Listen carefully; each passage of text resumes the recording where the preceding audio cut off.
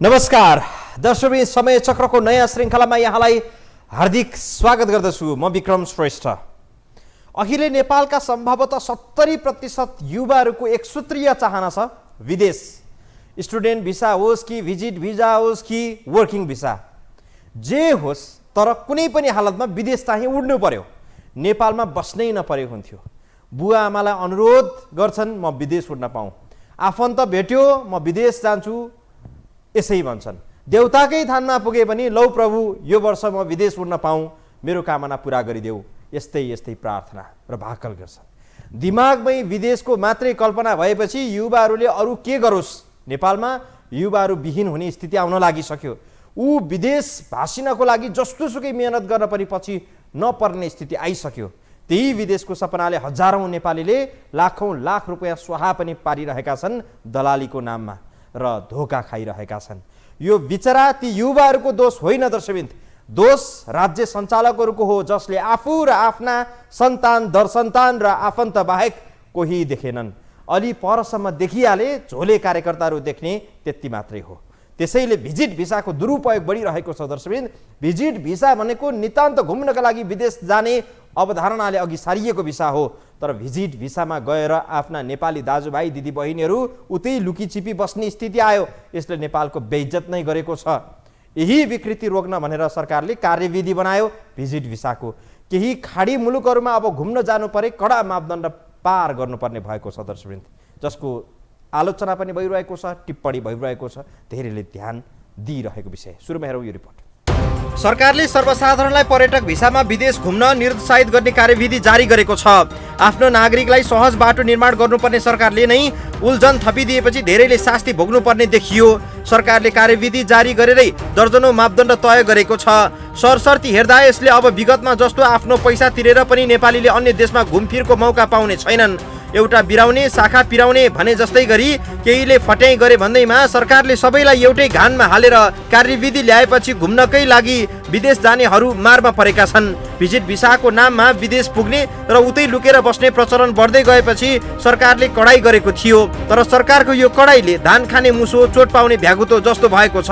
कार्यविधि जारी भएसँगै अब यात्रा हुने गन्तव्य मुलुकको भिसा भएर पनि तोकिएका शर्त अनुसारका कागजात पेश नगरे सर्वसाधारणलाई विमानस्थलबाटै अध्यागमनका कर्मचारीले फर्काउन सक्नेछन्। वैदेशिक रोजगारसँग सम्बन्धित निकाय लगायत मन्त्रालय, परराष्ट्र मन्त्रालय सबैतिर, गृह मन्त्रालय सबैतिर हामीले मौखिक रूपमा अथवा लिखित रूपमा यसलाई कडाइका साथ निगरानी गर्नु पर्यो। यो भिजिट भिसाले चाहिँ भरे यो कोभिडले भन्दा ठुलो विकराल ल्याउँछ, समस्या गराउँछ भन्ने हिसाबले हामीले तत्कालीन अवस्थामा सरकारलाई जानकारी गराएको। तत्पश्चात अलि कन्ट्रोल भएको थियो, अलि कम भएको थियो। फेरि अहिले पछिल्लोचोटि हालसालै केही दिन हप्ता अगाडि नै एयरपोर्टबाट भिजिट भिसामा जाने कतिलाई फर्काइयो भनेर न्युजमा सुन्न आयो। पर्यटक भिसामा विदेश जान वार्षिक करयोग्य आम्दानी 10 लाख र विदेश जाँदाका बखत बैंकमा 2 लाख रुपियाँ मौजात हुनुपर्ने, सरकारलाई कर तिरेको प्रमाण पेश गर्नुपर्ने, भारत मलेसिया र खाडी बाहेक अरू थप 2वटा देश घुमेको हुनुपर्ने, हवाई टिकट काट्नु अघि अध्यागमन विभागबाट स्वीकृति लिनुपर्ने लगायत शर्त राखेर गृह मन्त्रालयले पर्यटक भिसामा विदेश प्रस्थान अनुमति व्यवस्थापन सम्बन्धी कार्यविधि 2079 स्वीकृत गरेको छ। सरकारले ल्याएको लम्बेतानको कार्यविधि हेर्दा लाग्छ अब नेपालीले विदेश घुम्ने सोच नै त्याग्नुपर्छ। सरकारले तय गरेको मापदण्ड पूरा गर्न ठुलै युद्ध जिते जत्तिकै गर्नुपर्ने भएकाले पनि नेपालीका लागि त्यो सहज अवस्था छैन। सरकारले पर्यटक भिसाको विषयमा ल्याएको कार्यविधि यो पहिलो भने होइन।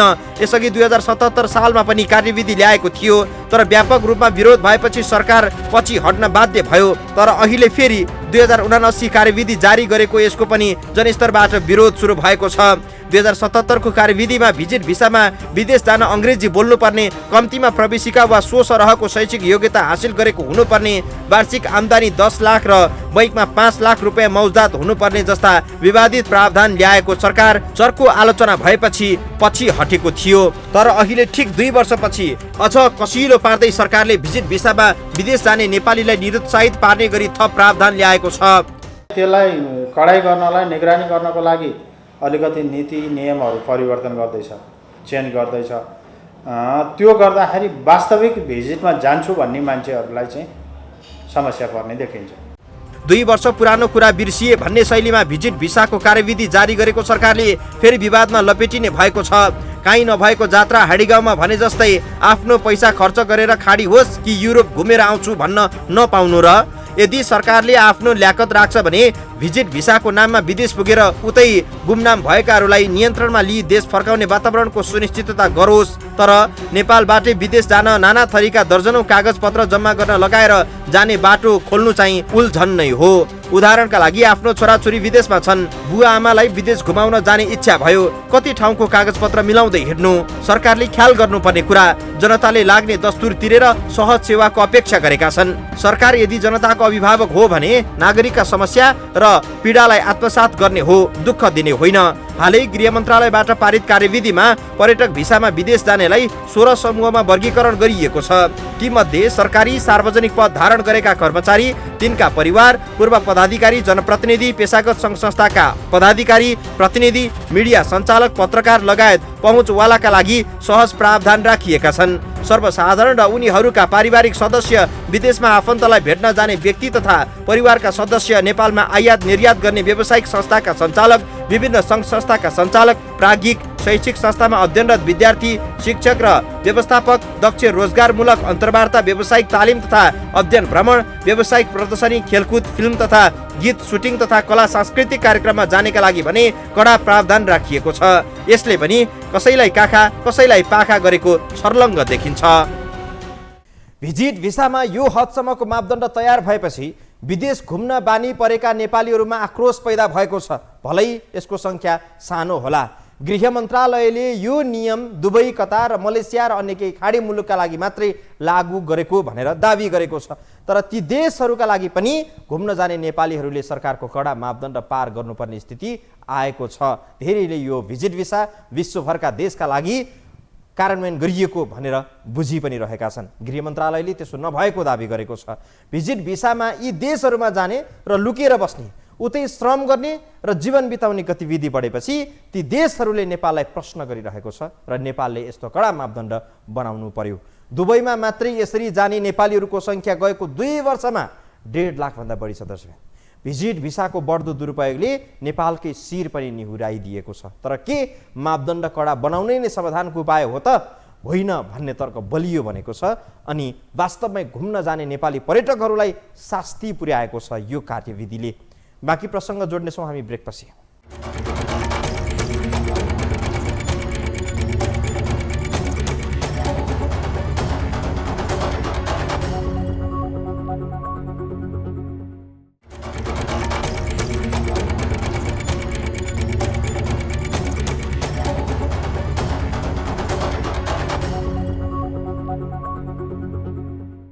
पछिल्लो 2 वर्षको आँकडा अनुसार खाडी मुलुकमा वर्किङ भिसामा जाने र भिजिट भिसामा जाने नेपालीहरूको सङ्ख्या सराबर हुन थालिसक्यो।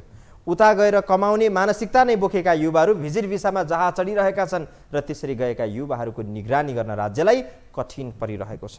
राज्यले विशेष गरी दुर्घटनामा परिहाले उद्धार गर्न सकस बेहोर्ने गरेको छ। दलालहरूलाई उतै फाइदा छ, मोटो रकम व्यक्तिबाट असुल्यो अनि भिजिट भिसामा पठाइदियो। दलालहरूको कमाउने धन्दा वैदेशिक रोजगारीमा अहिले यसरी मौलाइरहेको छ। तर नियन्त्रणका नाममा राज्यले जुन तरिकाले मापदण्ड बनायो त्यसले वास्तवमै विदेश घुम्न जाने नेपालीहरूलाई शास्ति दिएको छ। नेपालीहरू केवल काम गर्न मात्रै विदेश जाने हैसियत राख्दछन्, घुम्न जाने होइन भन्ने खबर तथ्य स्थापित गर्न खोजेको देखिन्छ। यसको सर्वत्र आलोचना भइरहेको छ। बाँकी हेरौँ यो रिपोर्टमा। नेपालका अधिकांश युवाहरू कसरी हुन्छ विदेश भासिन पाए मुक्ति पाइन्थ्यो भन्ने निष्कर्षमा छन्। चाहे भिजिट भिसामा होस् चाहे वर्किङ भिसा नै किन नहोस्, परदेशिएर 2-4 वर्ष काम गर्न पाए आर्थिक अवस्था केही सुधार हुने आशामा युवाहरू तल्लीन छन्। खाडी मुलुकमा मात्र होइन, युरोपेली देशहरूमा पनि भिजिट भिसामा गएर लुकी चोरी काम गर्ने क्रम बढेको छ। यसले नेपालको इज्जतमाथि नै दाग लाग्ने स्थिति आएको छ। भिजिट भिसामा गएर उतै हराउने प्रवृत्तिले धेर थोर इज्जत त नामेट भइ नै सकेको छ। नेपाली पर्यटक बनेर अन्य देशमा जाने बेला समेत ती देशहरूले के यी नेपाली साँच्चै घुम्नकै लागि हाम्रो देशमा आएका होलान् त भन्ने आशंका युक्त दृष्टिले हेर्ने गरेका छन्। नहेरोस् पनि कसरी, तथ्यहरूले त्यस्तै सङ्केत गर्छ। पछिल्लो 2 वर्षमा मात्र भिजिट भिसा मार्फत 1,97,000 नेपालीहरू परदेश पुगेका छन्। यसरी विदेशीनेमा सबैभन्दा बढी दुबई पुगेका छन्। त्यहाँ 2 वर्षको अवधिमा 1,19,011 जना पुगेको अध्यागमन कार्यालयको तथ्याङ्कमा छ। त्यस्तै भिजिट भिसा मार्फत मलेसिया, साउदी, कतार लगायतका देशमा जाने क्रम पनि बढी देखिएको छ। हवाई मार्गबाट मात्रै होइन, भारत हुँदै स्थल मार्गबाट भिजिट भिसामा दुबई, कतार, मलेसिया जाने युवाहरूको सङ्ख्या ठुलो छ। त्यसमा पनि घरायसी कामका लागि मानिसहरू जाने क्रम वात्तै बढेको छ। वास्तविक भिजिटर जुन भिजिट भिसामा जाने हुन् उनीहरू पीडित हुन्छन्। जसले चाहिँ यो चाहिँ कारोबारकै रूपमा चाहिँ गरेको छ उनीहरूले अब एउटा ढोका बन्द भयो झ्यालबाट जान्छ, झ्याल बन्द भए अर्को झ्याल खोज्छ। अब हाम्रो खुल्ला बोर्डर छ, त्यहाँ त्यो कसैले रोक्नै सक्दैन। यो चाहिँ प्रभावकारी हुँदैन। गत आर्थिक वर्ष 2078-79 को असार मसान्तसम्म 1,13,627 जना भिजिट भिसा मार्फत विदेशिएका थिए। दुबईमा सन् 2020 देखि हालसम्म 1 लाख भन्दा बढी नेपाली भिजिट भिसा मार्फत गएको देखिन्छ। पछिल्लो 3 महिनामा मात्रै 20,000 भन्दा बढी भिजिट भिसा मार्फत दुबई पुगेका छन्।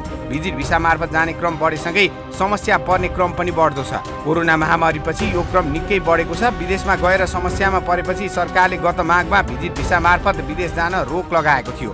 निर्णय अव्यावहारिक भएको भन्दै चर्को आलोचना भएपछि सरकारले 3 दिनमै निर्णय फिर्ता लिएको थियो। तर त्यो कार्यविधि नबनाई सरकारले निर्देशन मात्रै दिएर अघि बढाएकाले कमजोर कार्यान्वयन भएको गृह मन्त्रालयको भनाइ छ। पहिलो पटक कार्यविधि नै बनाएर खाडी मुलुकका केही निश्चित देशहरूलाई यो कार्यविधि लागू गरिएको गृहको भनाइ छ।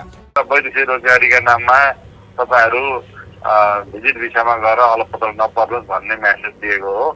यसमा हाम्रा भएका प्रावधानहरू कतिपय अब हाम्रा कार्यान्वयनमा आएका छैनन्। कार्यान्वयन आउँदाखेरि के समस्या भयो भने हामी त्यसलाई सुधार्न पनि तयार हुन्छौँ। होइन, अहिले कन्फ्युजन चाहिँ के छ भने यो कार्यविधि विश्वका जुनसुकै देशका लागि लागू हुने हो कि खाडी मुलुकहरूको लागि मात्रै भन्ने कुरा चाहिँ मानिसमा अलिकति मलेसिया नक्कली कागजातका आधारमा भिजिट भिसाका लागि खाडी मुलुक जाने प्रयास गरेको आशंकामा केही दिन अघि 197 जनालाई त्रिभुवन अन्तर्राष्ट्रिय विमानस्थलबाट फर्काइएको थियो। विभिन्न एयरलाइन्सहरू मार्फत भिजिट भिसामा जान लागेका व्यक्तिहरू शङ्कास्पद लागेपछि सोधपुछ गरिएको थियो। यस क्रममा विस्तृत अनुसन्धान आवश्यक देखिएपछि विमानस्थल प्रहरीले नियन्त्रणमा लिई मानव बेचबिखन अनुसन्धान ब्युरोलाई बुझाएको थियो। भिजिट भिसामा खाडी मुलुक गएका नागरिकहरू अलपत्र पर्न थालेपछि गृह मन्त्रालयका सहसचिव फणिन्द्रमणि पोखरेलको नेतृत्वमा कार्यदल बनाएर जाँचबुझ गरिएको थियो। सोको सिफारिस अनुसार मापदण्ड कडाई गर्दै भिजिट भिसामा पठाउन सक्रिय व्यक्ति तथा संस्थाको गतिविधि निगरानीमा राख्नुपर्ने निष्कर्ष निकालिएको थियो। प्राय नेपाली भिजिट भिसा मार्फत विदेश जाने र उतै लुक्ने गरेका छन्। दुबईमा रहेका दलालहरूले युरोप पठाइदिने, राम्रो कम्पनीमा काम लगाइदिने भन्दै नेपालबाट भिजिट भिसामा बोलाउने गरेका छन्। भिजिट भिसा मार्फत विदेश जाने र त्यसले विभिन्न खालका समस्या निम्त्याउन थालेपछि सरकारले कार्यविधि ल्याएको छ। गृह मन्त्रालयले बनाएको कार्यविधि अनुसार भिजिट भिसा मार्फत विदेश जान सामान्य नागरिकको हकमा निकै कडाई गरिएको छ। नेपालमा स्थिरता नहुनु, राजनीति गर्छु भन्नेहरू राजनीतिक खेलमै रमाउनु र समृद्धिको यात्रामा अघि नबढ्नु नै हो। देशमा बढ्दो बेरोजगारीको समस्याबाट दिक्क बनेका युवाहरू जसरी पनि प्रदेश जान बल गरिरहेका छन्। देशमा जनशक्ति बढी भएको पटक्कै होइन, देशमा विकास निर्माण र उद्यमशीलता नभएर दक्ष जनशक्ति बाहिरिरहेको हो। महिनाको कमाई 20-22 हजार, खर्च महिनाकै 50 हजार हुन थालेपछि बिचरा युवाहरू कसरी बसोस् स्वदेशमै। त्यसैले युवाहरू पासपोर्ट बनाउने र बोइङ चढ्ने स्थिति पुगेको हो। त्यसैले देशमा रोजगारी सिर्जना गर, आयस्रोत बढाइदेऊ सरकार। विदेश पलायन रोक्न यस्ता भिजिट भिसामा बनाएको मापदण्डको पहराले उनीहरूलाई रोक्न गाह्रै पर्ला। बेकारमा सोझो तरिकाले प्रदेश घुम्न जानेलाई मात्रै शास्ति हुन सक्ला। बरु दलालहरूलाई थप दलालीका लागि मौका नदिएकै राम्रो। हामी सन्दीप लामिछानेका सवालमा पनि देखिएका नयाँ तथ्यहरू केलाउनेछौँ ब्रेकपछि।